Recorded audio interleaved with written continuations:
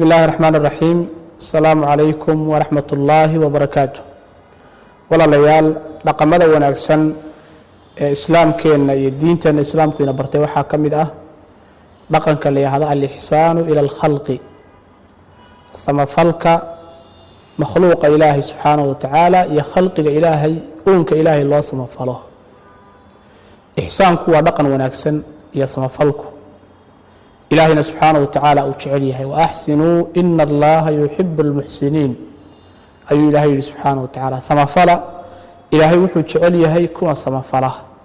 يا سمفلك كشقية سماية أي إلهي جعله سبحانه وتعالى وأرين إلهي أمريضتك إن الله يأمر بالعدل والإحسان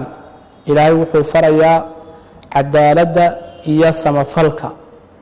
أي إلهي سبحانه وتعالى نبينا عليه الصلاة والسلام وحط المعنى إن الله كتب الإحسان على كل شيء إلهي سبحانه وتعالى وحو قري إن وحول بالله سمفله مركاسا نبي وحو الراعي عليه الصلاة والسلام حتى هذا قف دليسان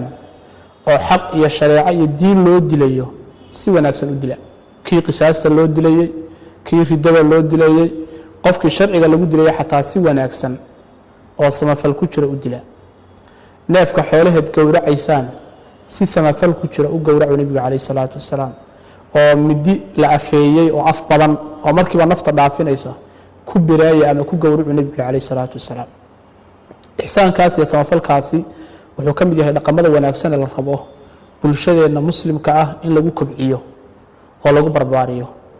waxa nabiga kaleey salaatu wasalaam mararka qaar kood inoo tusaaleynaya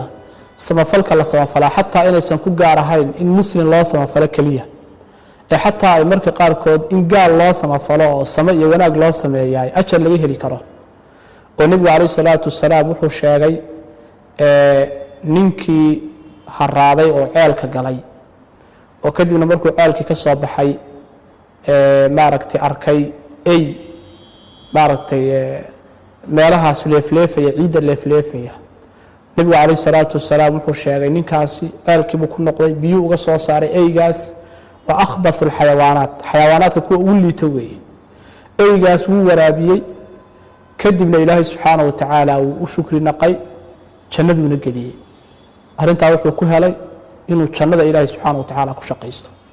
wuxuu kaloo nabigu sheegay kaleey salaatu wasalaam ninkii asaguna qoftii dumarka ahaydee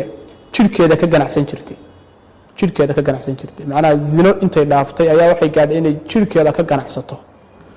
ayaa nabigu wuxuu sheegay kaleey salaatu wasalaam sidaas oo kale markay ay maaragtay haraadan waraabisay in ilaahay subxaanahu watacaala dembigeedii jirka ganacsiga ahaa zinada ahaa foolxumada ahaa ilaahay ugu dhaafay ixsaanka iyo samafalku walaalayaal makhluuqaadka ilaahay oo dhan oo loo samafalo ayuu gaadhayaa makhluuqaadka ilaahay oo loo samafalo oo dhan buu gaadhayaa si gaara qofka muslimka ah oo loo samafalo oo dhibaatooyinka haysta laga dulqaado ajar dheeraada bay leedahay waatii nabigu tilmaamay kaleey salaatu wasalaam man nafasa can muslimin kurbatan nafasa allahu canhu kurbatan min kurabi yowmi alqiyaama qofka qof muslima dhibaato haysata uga gargaara oo ixsaan iyo samafal u sameeya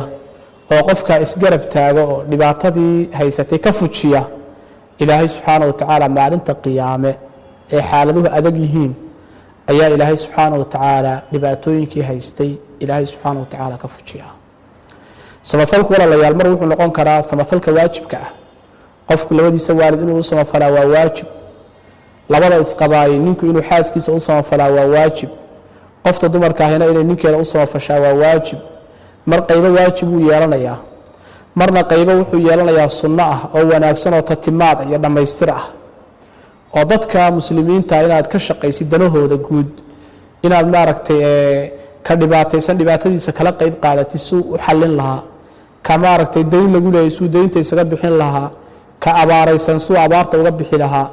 marba heer bay joogtaa mar waa fardi cayniya laga yaabaa waajib cayniya inay kugu noqoto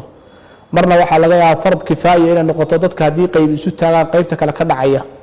mar waxaa laga yaabaa inay noqoto sunne wanaagsan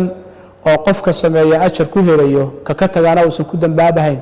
waxaynu isu dardaarmaynaa marka inaynu ixsaanka iyo samafalka ka shaqayno ilaahayna subxaanahu watacaala wa axsin kamaa axsana allaahu ilayk